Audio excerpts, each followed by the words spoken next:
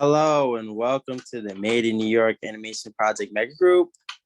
My name is Linda Sylvester and I'll be your host for today. This group is scheduled to run from 3 to 4:30 p.m. Before we begin, let's go over some information about this webinar. This group will operate in webinar format. Attendees will not be able to turn on their video or microphone during mega groups. You are counted in attendance as soon as you logged in. You do not need to follow up with us regarding attendance. If you lose connection, try to rejoin the webinar as soon as possible. You will still receive your incentive even if you get disconnected from the webinar. All right, let's get started. We have another incredible mega group ahead of us. Let's take a look at today's goals. So first we'll have our opening ritual, then we'll go into scheduling and incentives information. Our animation industry guest speaker for today is Jessica Bascom. Then we'll go into our Q&A and then we'll have our closing ritual. I'm excited to welcome back my partner for the mega groups, Natasha Amendolara, a drama therapist and workforce development manager at TAP. Hey, Natasha, what's our opening ritual for today? Hey, Lyndon. Hey, everyone. So excited to be back here on another Wednesday for this mega group, which is our final mega group for the summer. It is absolutely wild to think that we've made it to our final mega group. But for today's opening ritual, we would love to hear your voices, see your words about how it's been to be here for our mega groups. We know many of you have been here more than once, some of you for every single one. So for those of you who have been with us, we'd love for you to share what's one word to describe your experience in these TAP mega groups, one word that you could take away from these experiences. And if it's your first one, you can offer one word as to how you're feeling going into your first TAP mega group. So we have a link in the chat, and if you go ahead and click on that link, that's where you can submit your response to our opening ritual. We'll give you all a few minutes to do that, kind of reflect on your experience, offer your reflection, and then we will come back to this Zoom space and we will watch your words come alive into our favorite word cloud.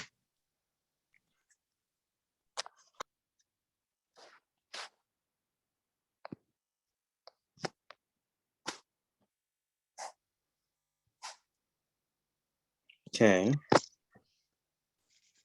We've got the cloud forming already. This is so cool. What do we see? I see interesting. I think a lot of people are picking interesting because it's like just stuck in the middle. Nice. Yeah, interesting is really, really big. Informative, amazing, inspiring, and fun. Motivational, engagement, creative, a very safe place. Oh, that's safe wonderful. Space. Sorry. Wonderful. Eye-opening, awesome, intriguing, inspirational, positive, and okay. And okay is okay. These responses are absolutely amazing. They keep coming in. Thank you, everyone. What else? I see thankful, inspirational, fantastic, productive, enriching. Marvelous. A space to learn. Beautiful. Creative.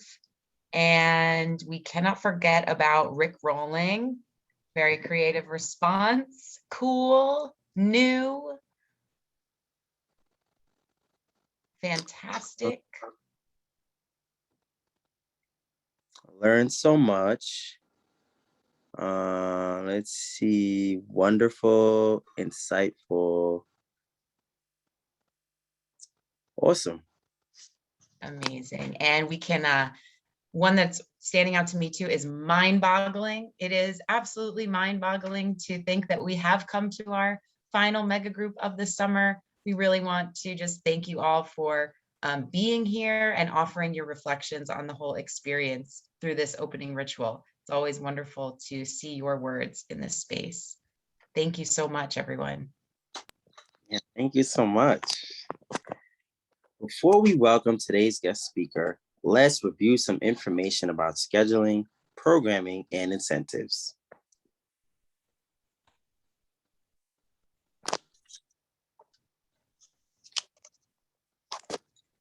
So, schedule reminders. So, today is our last mega group of the summer. Again, thank you for sharing your strengths, creativity, and thoughtful questions in our mega groups.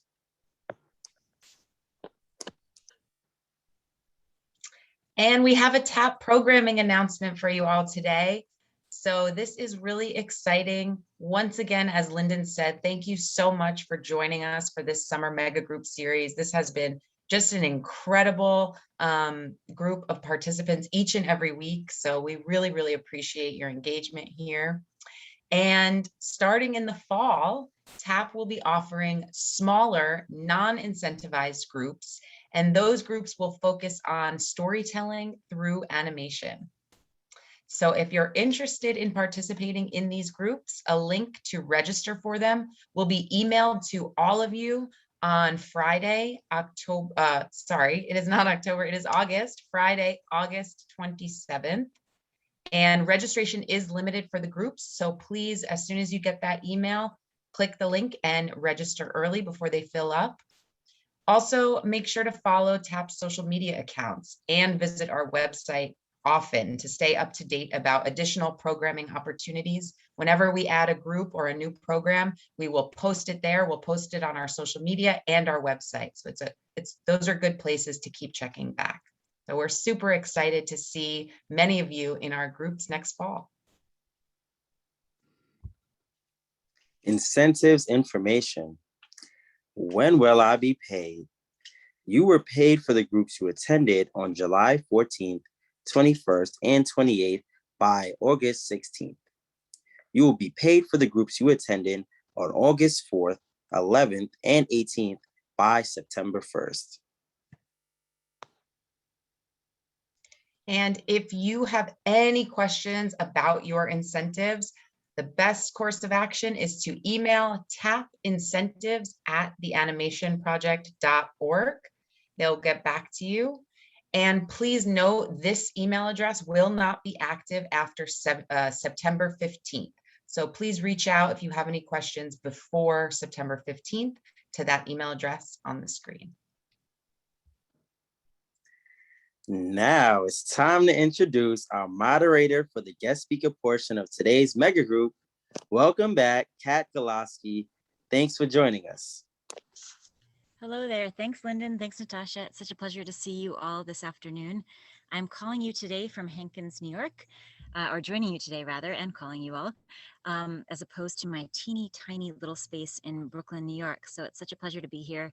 I will sort of edit myself and mention that in the event that my connection briefly cuts out, I just wanted to let you all know that I will be back, I promise. So just give me a moment to catch up. In the meantime, it's my genuine pleasure to welcome the lovely Jessica Bascom, senior compositor at The Molecule, which is a episodic focused studio here on the East Coast. Jessica is a very dear friend of TAP, and she joined us with our last cohort only several months ago, we just determined, and we're so happy to have her back.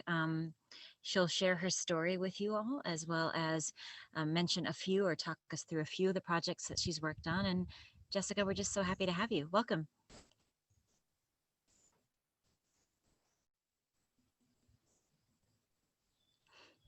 So I guess what I'd love to do is, if you don't mind, it would be a great honor to hear your story, how you entered the industry. I'm conscious that the last time we connected, you were freelancing, and now you are officially full-time at a studio, and I'd love to just sort of hear what got you there.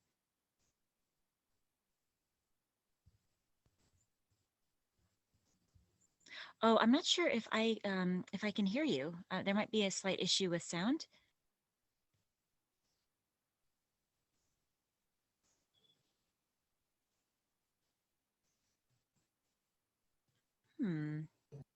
I don't hear you, but it could be just me.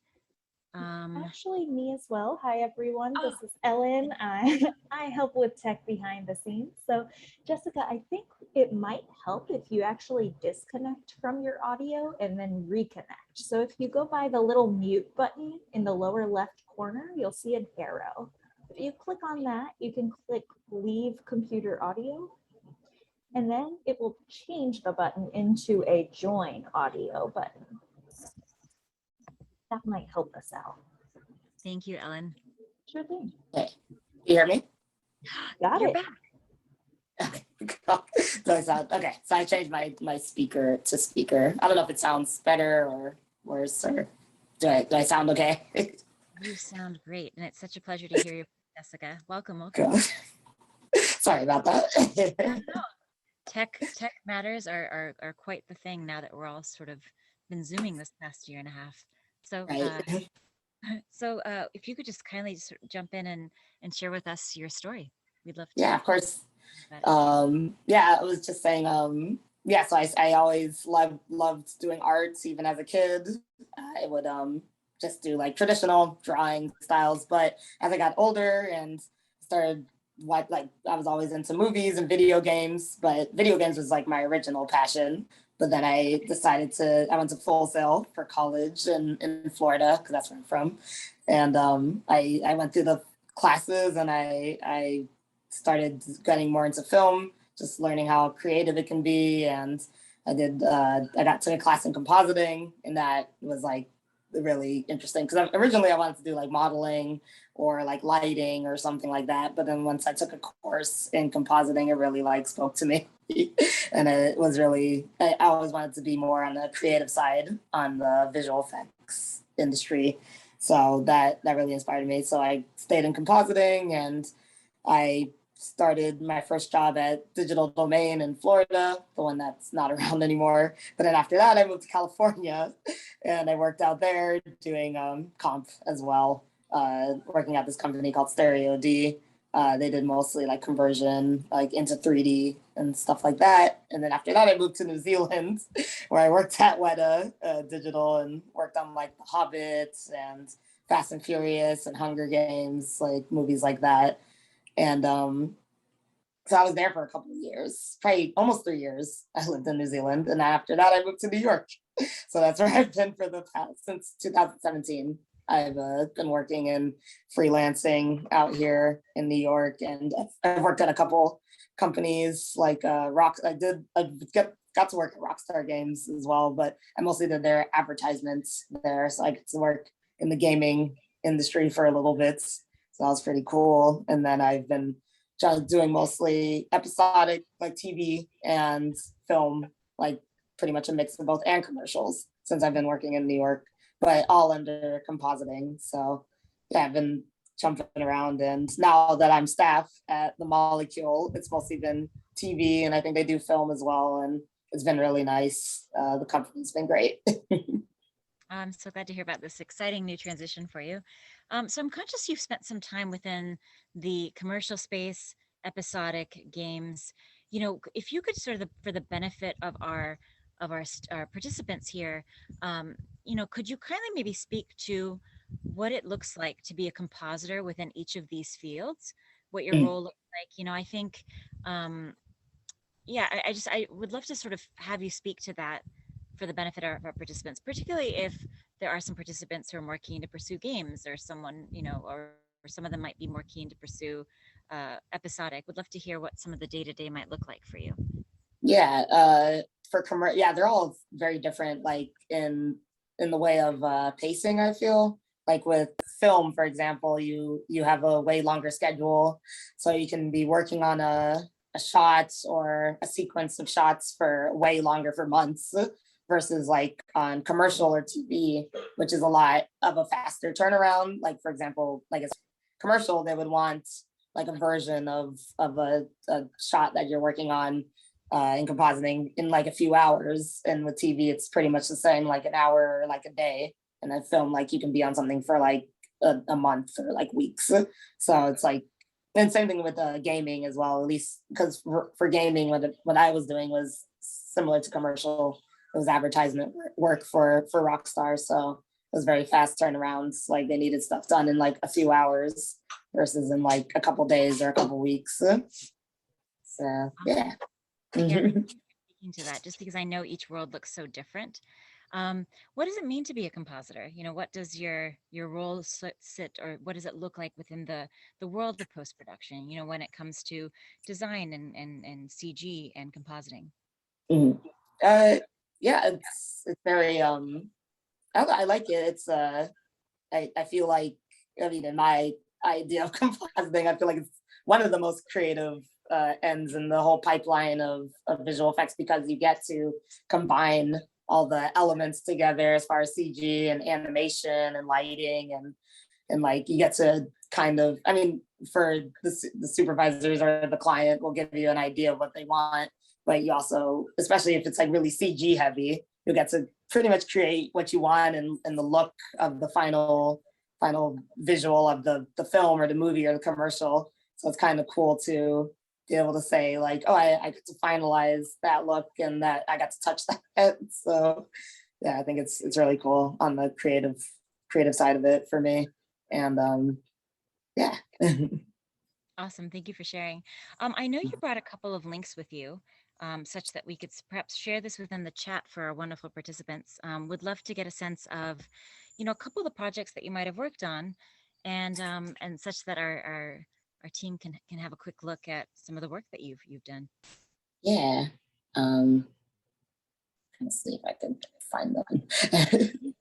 Not to worry. And then I'm starting to see some wonderful questions in the chat. So while Jess is pulling that up, I think this is a wonderful opportunity for me to ask that those of you who are with us, should a question be on your mind, whether it's about being full-time or freelance or the world of compositing or anything, kindly post in the Q&A such that we could talk this through.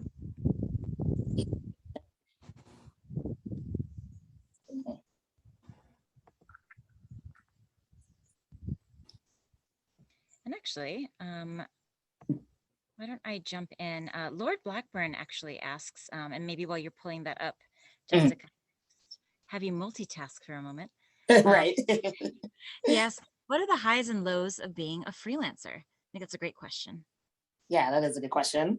I feel the highs are you get a lot of freedom. It's like with your schedule, and just in life, I feel like you can have a good work-life balance, and I don't know, I like the freedom of having freelance.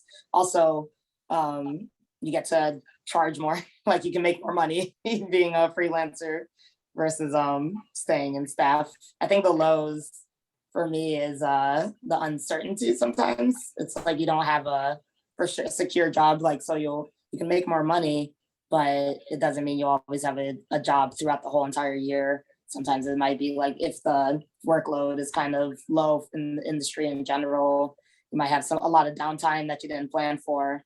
I think that's one of the biggest things I feel. But I do like also that you get to have I feel like you get a lot more experience when you freelance. You get to work at a lot of companies and meet a lot of different people and different ways of like approaching how to do the work. So it's cool to get different, because there's always so many different ways to tackle things in compositing. So it's cool to get different opinions and different viewpoints from different supervisors and different companies. So I like that. Very nicely said. Thank you. Yeah, you're welcome. All right. So, ooh, more questions. This is very, very exciting. How are you doing with those links? Do you need a bit more time, or may I trouble you with another question or two? Yeah, you can send me another question. I can. Well, can I send you the link and you post it? I don't know if I can. Oh, please feel free. Whatever you think is best. Yeah. If you click on the chat feature within the Zoom room space, you can absolutely copy and paste.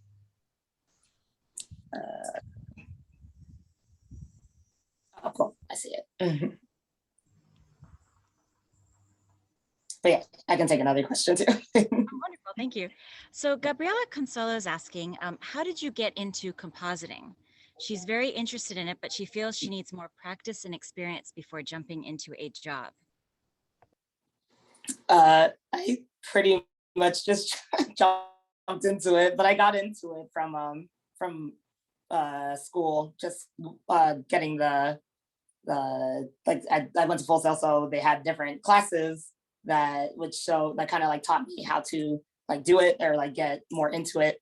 So that kind of inspired me to get into compositing. But I feel like the best, I mean, you can start off by just trying to I feel like you don't have to be like a complete expert to really jump into it. As long as you have like really good basic understanding of it, I feel like I learned the most from being on the job. That helped me a lot, especially after getting out of school. I feel like I learned the most from my job more than anything. Thank you very much for that insight. We really appreciate it. Of course.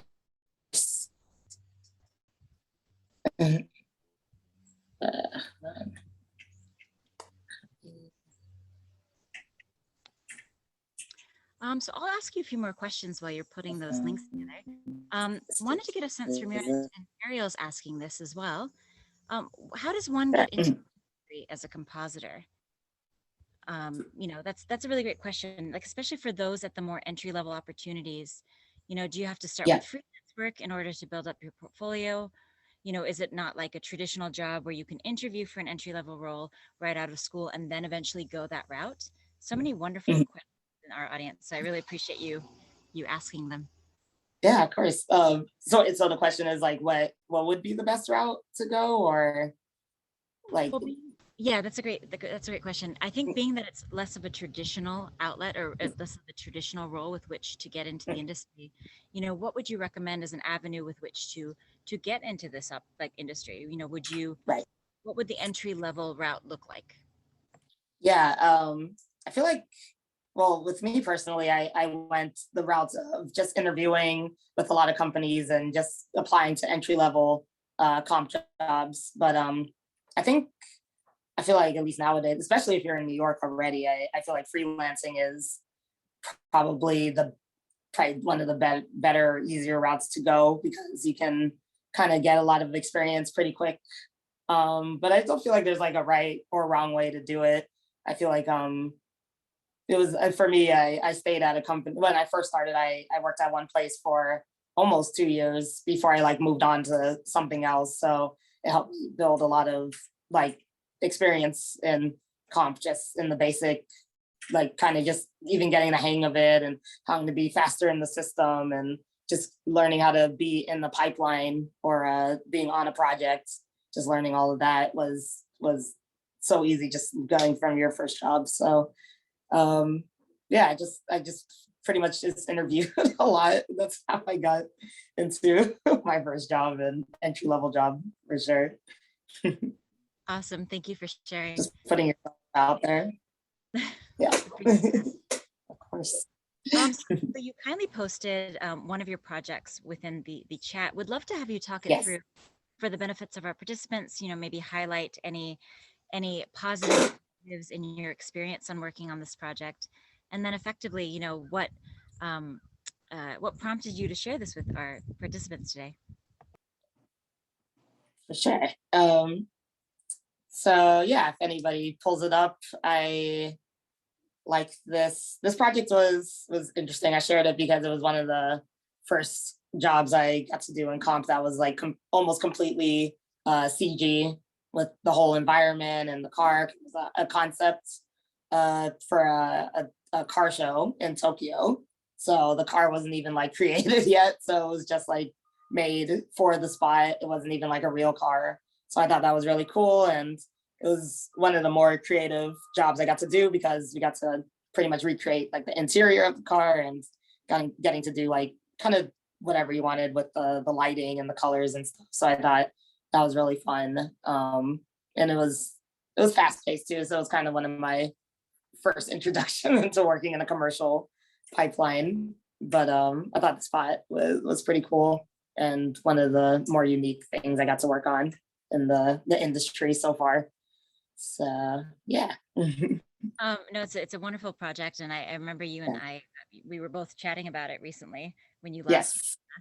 met us. What was sort of the time frame you had on this particular project? I'm conscious that, we've talked about this before, but I think when it comes to the world of commercials, Mhm.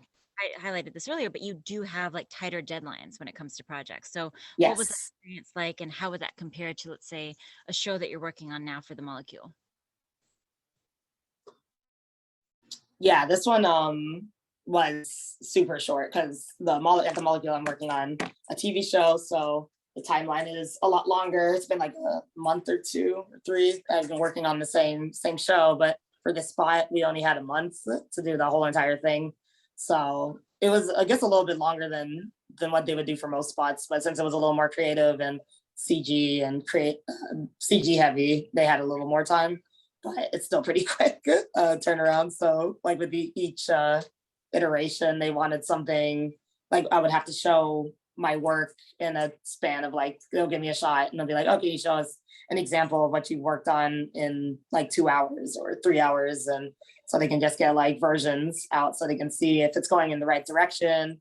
So that's like one of the bigger differences of working on commercial versus like film or TV. They just want a lot of versions really fast because things can change so fast. And also they just want to make sure everything's going in the right direction since they have such a short time frame to get it out. So sometimes they'll let more things slide than normal compared to like if you're working on a film because they want stuff done in like months. They'll be like, they'll nitpick it more. I've noticed that on commercials. So and it's definitely one of the biggest differences. Definitely one of the bigger differences. I am aligned with you 100%. Yeah. We do have a fellow Full Sail student within this space. Naomi asks or mentions, oh, nice. I'm a Full Sail student too. I can't speak this afternoon. My apologies. I mainly ask this. It's okay. Jess knows this about me a lot, is that I tend to switch out words in my sentences quite a bit. So, so Naomi asks, I mainly ask this for the general audience, and I know that experiences are different, but how was your experience in art school? It's a great question. Yeah, that is. Mine was very, I don't know, I was super focused because Full Sail is such a fast-paced school, and I was very like dedicated to getting like really good grades and stuff. And I really liked what I wanted. I was motivated to work hard because I wanted to be in visual effects and stuff. So I feel like my school life was mostly just focusing on schoolwork. I really didn't. I mean, obviously I had like social life too, but I feel like I was like so dedicated to getting good grades and stuff at Full Sail. But I liked the classes and everything was so fast paced. So it's kind of an accelerated school program. So I just mostly just focused on my work and getting good grades and stuff. Wonderful. Thank you for sharing. Let's see. So my next note, keep those questions coming, everyone. This is really great. Right. You're asking such thoughtful questions. Ariel asks as well, especially when it comes to being a compositor in this world of post-production, whether it is at a game studio or it is at a VFX studio, what software would you consider essential to your job as a compositor? And I'd like to ask and expand upon Ariel's question and ask why. Yeah, for sure. The main program I use is called Nuke, and that is made by this company called The Foundry. That's one I mostly use. It's just the whole program just does everything so great. Like it's literally I feel like every company, at least in New York, uses it as well. It's like the basis for compositing. And it's just really a good tool. Like it does everything. You can bring in all your elements and it just does everything so well. I guess like the other programs I use is like Mocha, that's for like tracking, to like make sure everything lines up in your footage. That's another really useful one. And it's just for tracking. You don't even like it just does it so well. So you only use it for tracking. I mean, Nuke does that as well, but I feel like certain programs you use more for certain things, but Nuke is just kind of like a overall like use it all around, encompassing comp work, like keying, blue screen, green screen stuff, color correction. Like it's for everything. So yeah. Thank you.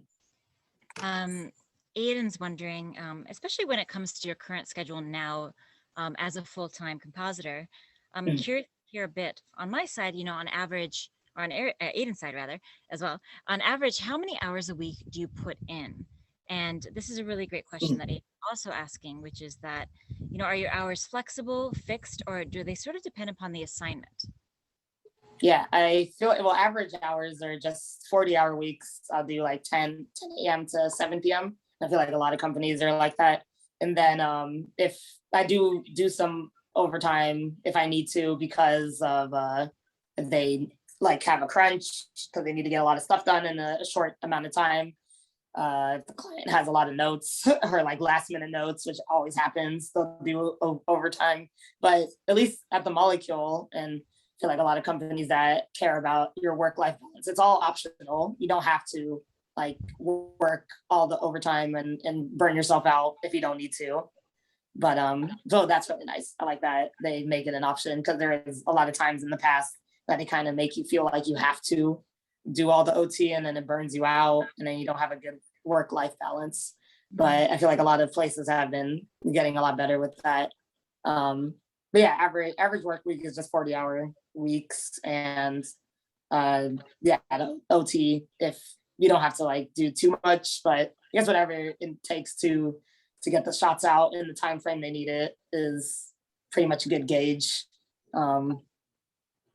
Yeah, I feel like, yeah. I was like, I was I like, appreciate you sharing that. You actually bring up a really interesting point that really stands out to me quite a bit, which is that of, having a nice work-life balance, being in a position within the workplace. And I think we can all relate to this in some form or another, whether we work in post-production or not, but feeling like you have to stretch yourself thin in order to prove Yeah. yourself. And I think establishing, and I think you and I and some of our mutual friends in the industry have also talked about this too, like this importance of setting boundaries. So Yeah. with that said, in order to have a healthier work-life balance. So with that said, how do you set boundaries for yourself? And how do you while still being professional? I'm totally putting because I know we've talked about this often, but would love to get perspective on this. Yeah, definitely. I feel like it took a lot of experience dealing with a lot of places that did not have a good work-life balance to finally be able to be professional and like set that boundary. Because I feel like I never, or not never, but there was especially when I started out in the industry, you have this like idea that you have to burn yourself out or you have to work all these hours, even if you don't feel like you can even do it. And I've been there before, especially when I started out. But I feel like you just have to, you don't have to say it or come at a company in a negative way. I mean, I feel like it's been a lot easier, at least in recent years, that to speak out about saying like, normally they'll just say like it's an option, or if you feel like you can't do it, you just respectfully tell them that, you already have plans, or you have an appointment, or, you can just tell them no. And it seems like, at least nowadays, that they're just respectful, and you don't have to like make it, they don't make it a big deal, or they don't make you feel bad like I've had other companies do in the past. But yeah, it's really nice to see that. I just feel like in general, the industry has been getting more understanding with that, especially with the Molecule. Like they're open about it and vocal about like just speak up when you feel like something's not right, or if you have a problem, or if you just need time. Like they don't make you feel guilty about that, which is really nice to see. It's very, very nice to see. And I'm quite hopeful, especially off the back of this really uncertain and very difficult year that as a community, we've all been facing, that the studios with whom you work, and I sort of advise those of you who are applying for opportunities within this space, or applying, within this field, to really bear that in mind as you are applying for these roles, because at the end of the day, it's really about establishing a healthy work-life balance, having an empathetic perspective in how you collaborate and work with others. And I think that's so important. I really appreciate you highlighting that. Yes, definitely. It's super important. You definitely don't need to mess up your mental health or your physical health over a job for sure. 100%. And we don't always feel this way, as you've so eloquently mentioned, but I think it's something that needs to be discussed and addressed. Yeah, definitely. Another really great question. Keep these questions coming, everyone. We really love hearing from you. Right. He asks, are there any diversity issues in this field? Do you feel that you are well represented within the world of as a compositor or within the world of production? Right. I feel like I do not, like, I don't feel any animosity, or I don't feel like I'm represented in a negative way, but I do wish there was more women of color in the industry overall. I definitely don't feel like any type of segregation or any type of negative animosity, even though I'm like, there's not a lot of us in the industry, or at least I haven't worked with many. It's very like male driven. But it is nice to see. I feel like definitely there's a lot more women getting into the field in general, like minorities and stuff too, which is really great. And I haven't experienced any, of me personally, I haven't experienced any drastic, like anything I can think of off the top of my head that like stood out to me, that made me feel like uncomfortable or in a weird space or anything. But yeah, I feel like if I have felt anything like that, it's more about not having the boundaries of like it being taken advantage of for working too much, or just not being able to say no if I wanted to take time for myself. But as far as I just wish there was more women in the industry, but it's starting to get there, which is really great. Yes, you've highlighted that very nicely in terms of wanting to see more females as well in the industry, Yes. and having and seeing these new generations. It's been very exciting to see how fellow artists in the industry growing. Yeah, definitely. Or developing their careers rather. Yes. Gabby Consuelo asks or mentions that she agrees that we were touching upon, just to offer some context, we were touching upon the fact that sometimes you sort of learn as you go along. There's that reality industry that sometimes there's sometimes a sink or swim mentality when it comes to specific studios, where you're basically working, learning as you go along, particularly when you're joining at the more entry level stages. And so she guessed that that's probably the scary part, jumping into a role not knowing everything. So have you felt ever that you were in that kind of a position as you've established or developed your career? Yeah, I feel like we all have been through that, especially when you start off. It's just, I feel like I've been fortunate enough to work at places that have been willing to help me grow with them, and like they didn't make me feel like I was less than because I didn't know something. Also, I feel like I've always learned, even now, even all the experience I have now, like if I just don't understand something, it's always good to ask. And I just do my own research. Like even on the job, you can just keep teaching yourself and looking up like stuff on YouTube. I still do that now. So I just feel like you're always learning, even like even when you're entry level, and even till now, and you've been in it for years, like it's just always constant. And it's just nice if you can find a place, that a company or a job or anything that is willing to help you with that as well. It's a big part of it, I feel, because I feel like I was fortunate enough to start off, and I just very minimal. I mean, I guess obviously I got the experience for Full Sail, but it was nice to work with people that are willing to help me and hold my hand when I needed it to, and not make it feel like I didn't know anything. But yeah, you're always learning, and sometimes you just got to do the research on your own sometimes too. Thank you. You've spoke a little bit about how you wanted to pursue the computer graphics side of things as a modeler. How that was sort of like the direction that you wanted to work towards. And then you obviously transitioned into that of a compositor. So curious as to, for our participants, because naturally as artists, we all tend to want to sort of pursue or have our careers evolved. You might start off in the industry as a modeler, might end up a senior lighter one day. Like there's a you're constantly learning, you're constantly evolving, you're constantly challenging yourself as an artist. So, Yeah. with that in mind, what do you recommend for our participants? How would, what would someone who wants to be a computer graphics artist, what would they be drawn towards about that role versus those, like, what sort of uh, skill set would a compositor attract as well? I feel like for me, at least the reason why, I originally, when I started, I wanted to do more CG and modeling and stuff. And then once I learned the craft a little bit, for me, it just was a little more technical than I liked it to be. And it just was a little difficult. But once I, started learning more about the crafts of compositing and stuff, it's not like it's so much easier, but I just felt like the way that the whole like idea and mentally like how to get your head to wrap around how it even works and like learning the tools and stuff kind of pushed me more towards wanting to do comp instead of doing something that's in like Maya or your 3D side of stuff.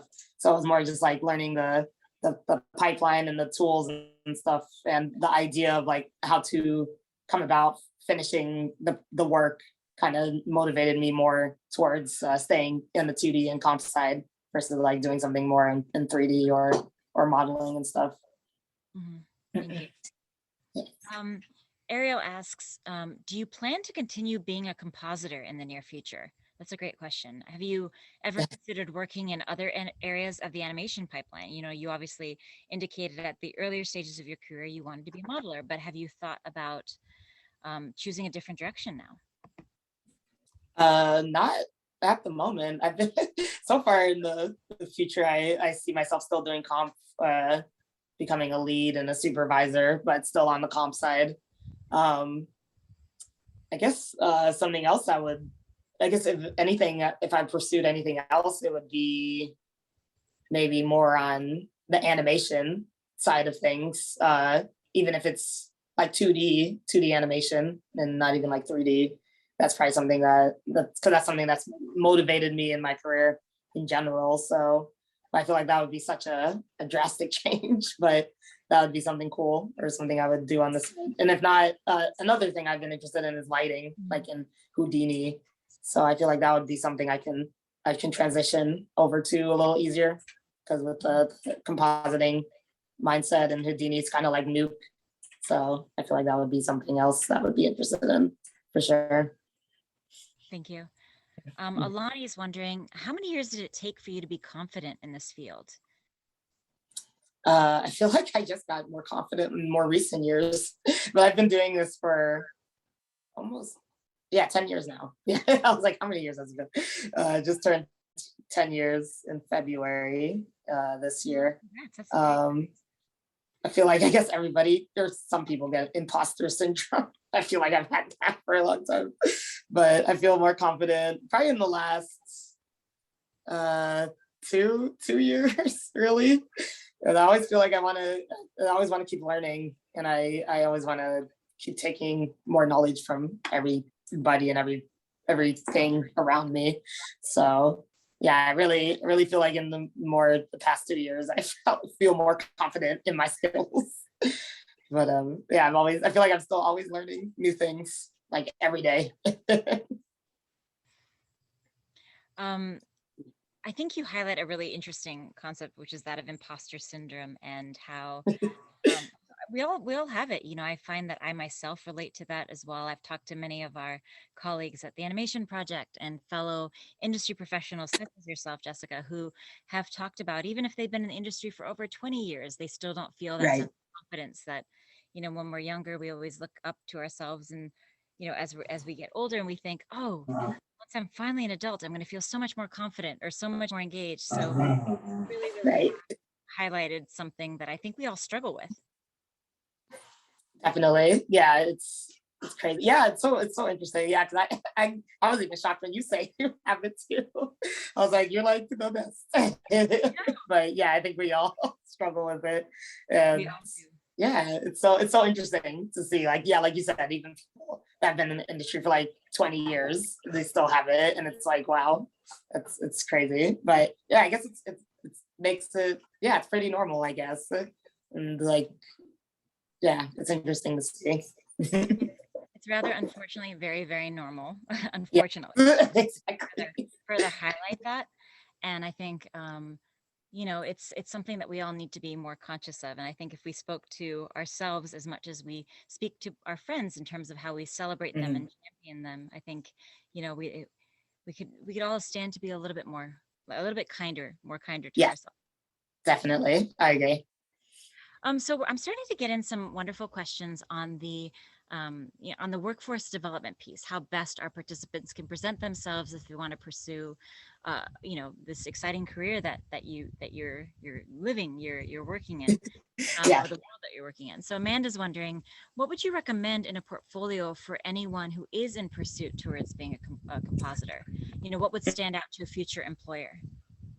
I think if you can show like your best work, if you can do like a wide variety of things too that are in comp, like for my first demo reel, or just to show off my portfolio, I did like roto, or I would show like stuff I've done, like color correction, like just like all the different variety of things in the comp world would be good to show, I think. And always put like the most, I guess, the thing that you feel the most confident in would be the first thing you show. Because a lot of for a demo reel, at least, like companies or people always like to see your best work as your first thing. So if you feel like you put a lot of effort and a lot of work into that, make that like your main thing, because that always like catches people's eye. And also I feel like if just show a good range of work and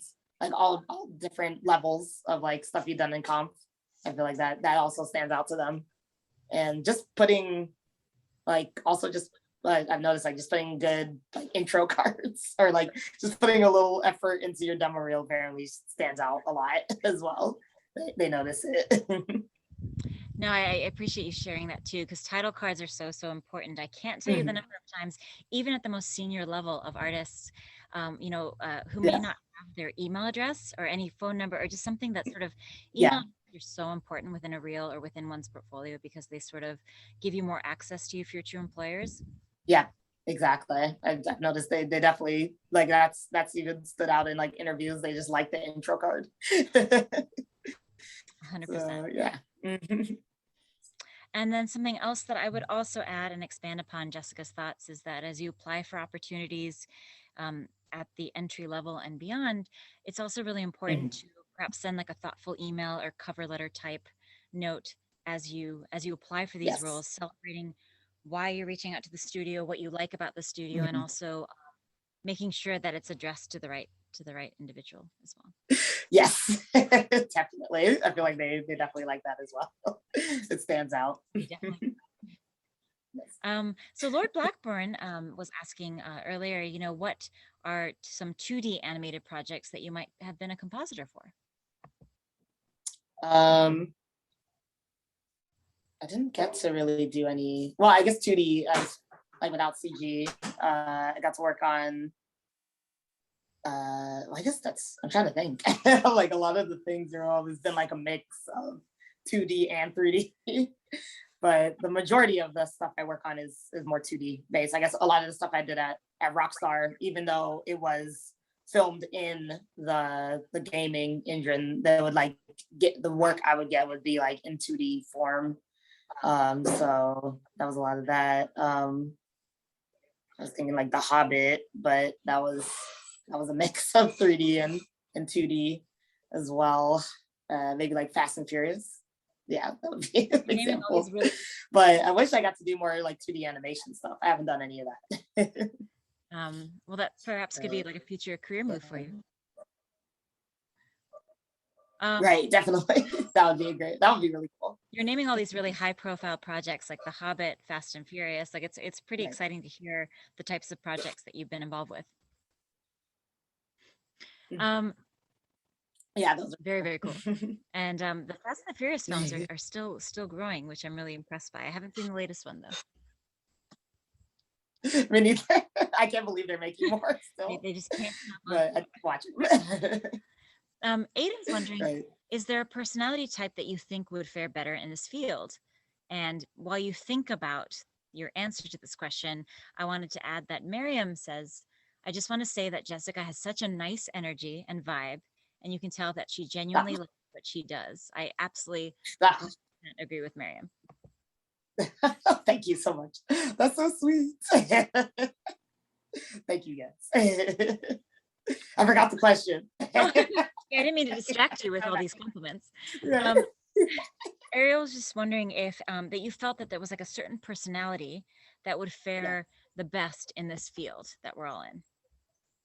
Yeah, I feel like just be nice. I feel like it's so basic, but if you're just like just be really personable and friendly, I feel like that's the best type of personality or people I like to work with, like that are just super just friendly with each other, and they're not really like short or like, like don't have like a bad attitude. Like I feel like I've met a lot of people that there are a lot of people like that in the industry as well, that just they feel like they just don't have much of like a people type of person. And I feel like you don't have to like be like super, like you don't have to like make a fake personality of yourself, just like be yourself, but also just be really nice to everybody. And I feel like that'll get you really far. It seems like that stands out. Just having a very personable attitude with people, that definitely stands out, I feel. Just working at multiple companies, I feel like that's just one of the things, like even if you're not the best at what you do, if you just have a really good work ethic and are just friendly with everybody, that just stands out to people and they want to just keep you on the job because of that.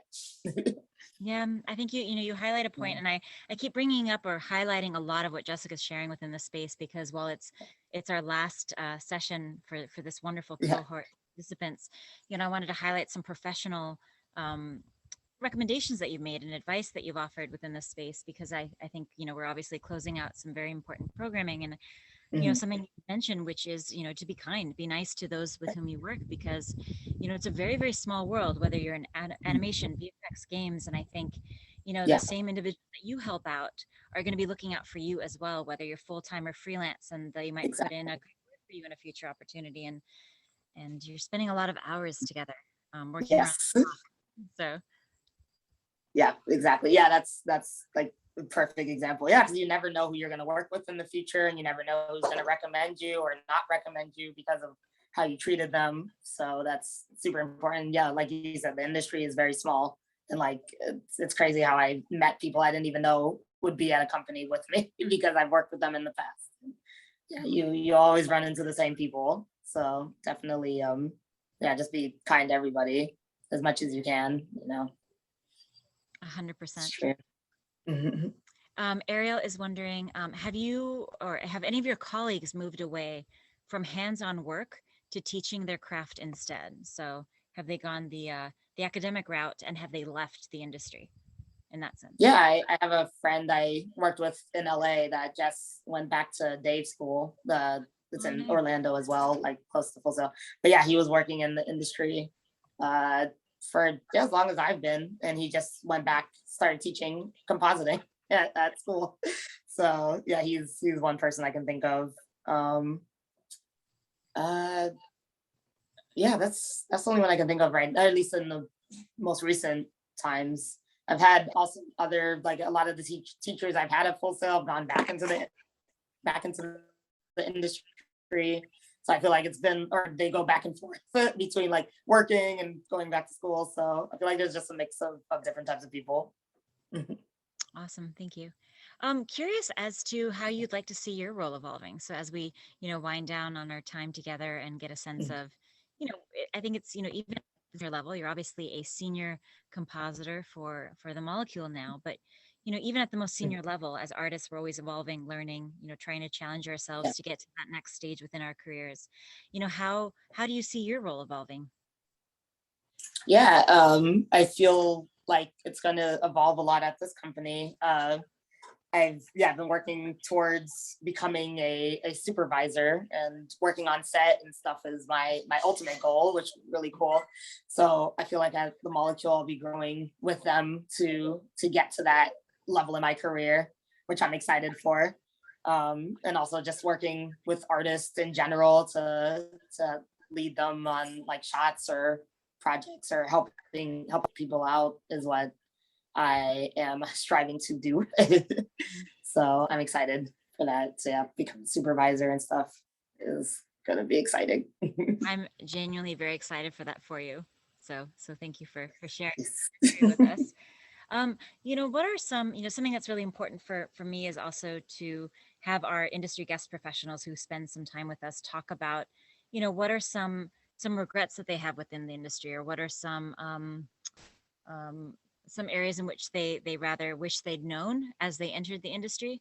So curious as Mhm. to, if you looked back at your former or younger self, I don't want to say former because we're always evolving and we're still the same selves. Mhm. What advice do you wish you had known as you got into the industry?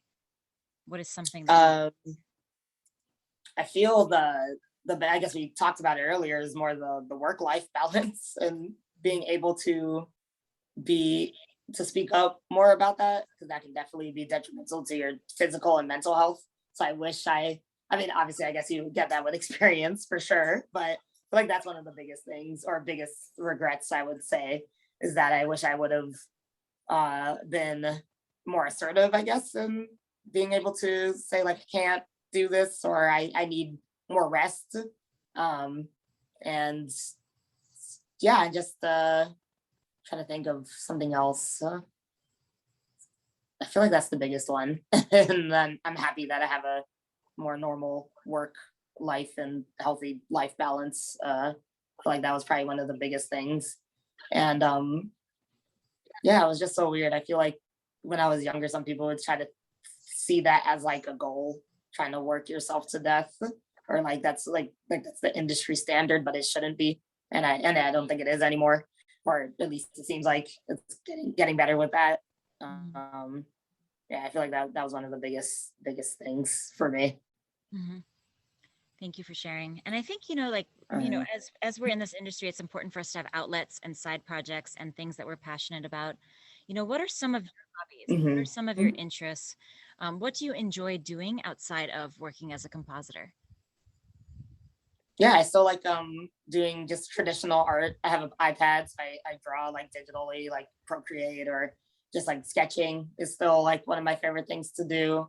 Um, just going to the movies, just relaxing, eating, going to fancy restaurants.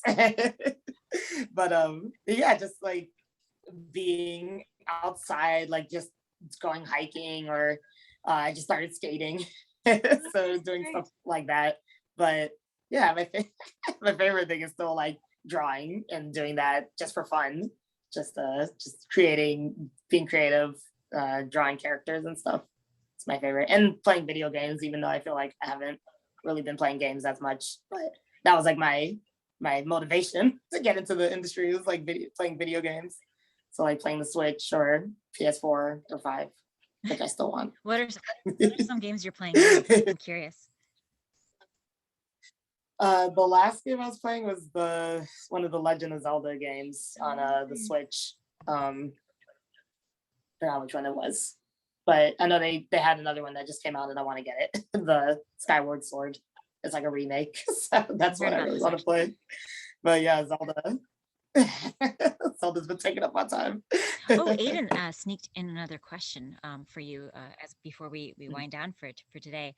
He's Yeah. wondering, how much creative freedom do you have within your current role, or are you confined to the direction dictated by the client? Now, I'm conscious that this Mhm. might sort of differ depending upon the environment in which you're working or what place or studio you're working with. But do you ever have creative Mhm. freedom, or do you ever have, or do you have to rely on the client or the director? I feel like I guess yeah, it really does depend. On the project I am now, it's not much creative freedom, because the client has a specific look that she wants for everything. So it's kind of just kind of putting in how she wants it. But I guess on some of the shots I've worked on, you get a little bit of freedom on how to place things in the environment or whatever. But as far as like look dev or look development and stuff, it's not too much at the moment. And I feel like, yeah, it really does depend on the project you're on. But for a lot of the stuff I've been working on recently, it's kind of just like whatever the client wants.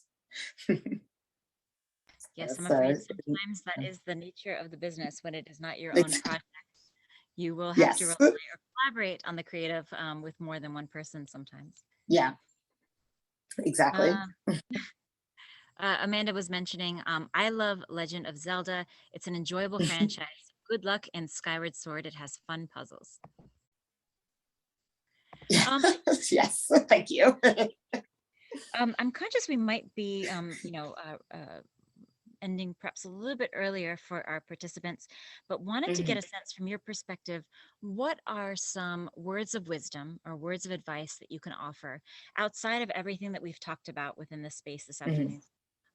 So that, it could be anything from, what are some recommendations you have for our participants as they enter the field, or what are some suggestions and thoughts you have as they develop their careers? We're just welcome to hear what your thoughts are as they navigate this exciting world. Sometimes, Yeah. all consuming in terms of your commitment, but yeah. Yeah, I feel like if you can, it's good to network. Definitely like keep on LinkedIn and just keep reaching out to people. Just keep working hard, like towards your craft. Like if you have any free time, I feel like just working on what you don't understand, or just teaching yourself more about whatever you're very interested in. I feel like it's cliche, but I feel like it really has paid off for me. Just literally staying focused and working hard on the stuff you love, because people take notice, and it's really cool to see that even if when you do put a lot of effort into stuff you love and you really care about and you're very passionate about, it definitely helps for sure. And yeah, just be yourself as well, and be friendly and kind to everybody that you can be. And yeah, I feel like that's all those things definitely really do have helped me for sure, getting me ahead in my career. And yeah. I appreciate that. Thank you. And I want to sort of reiterate once again what Miriam was mentioning, which was that of, your personality is very infectious in the sense of, you have such an optimism in how you approach your work, and it really resonates with other people within the space. And I think, I can speak for a lot of different studios and individuals who know you quite well, who would also agree with what Miriam noticed in just a very short period of time. It's very clear you enjoy what you do, you appreciate and value what you do, and you inspire others. So we appreciate you joining us today. Thank you so much. It's so nice. I'm glad I can talk to you guys and just give you any inspiration I can. It's really nice. And you certainly have. So we hope to have you back, Jessica. As always, it's such a pleasure to see you here at TAP. Again, thank you for having me. Positive energy. Yes. Thank you so much. So I will pass the baton, as I like to say, to the lovely Lyndon and the equally lovely Natasha. Thanks for joining us this afternoon, everyone, and we look forward to seeing you next time. See you guys. Bye.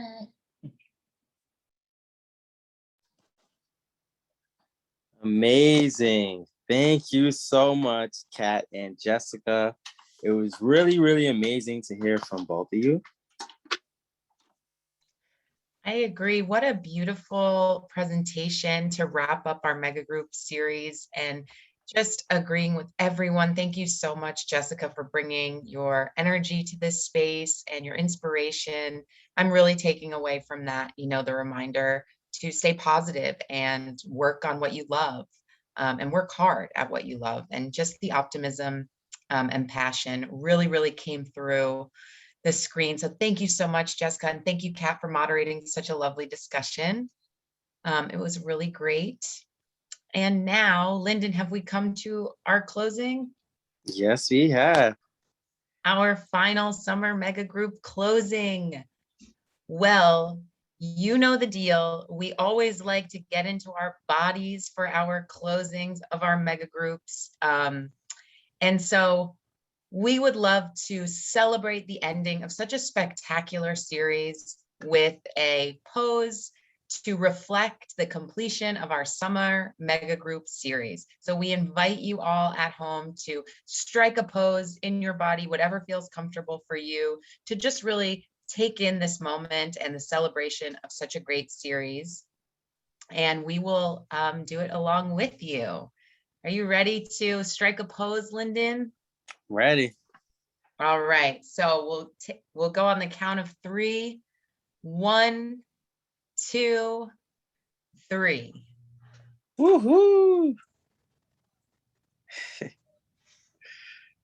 Beautiful. A little celebration, a little heartfelt thank you to all of you. And we really cannot thank you enough for being here with us this summer. As we said earlier, this has been an extraordinary group of participants each and every week. And this space would not be what it is without your engagement, all of your brilliant questions and reflections. So thank you all so much. And we hope to see you in some of our groups in the fall. Yes, we do. It was really amazing having you all here with us. And, as always, please remember to stay connected with TAP. You can check out our website, including our social media. And again, thank you for joining the Made in New York Animation Project Mega Group. Yes, absolutely.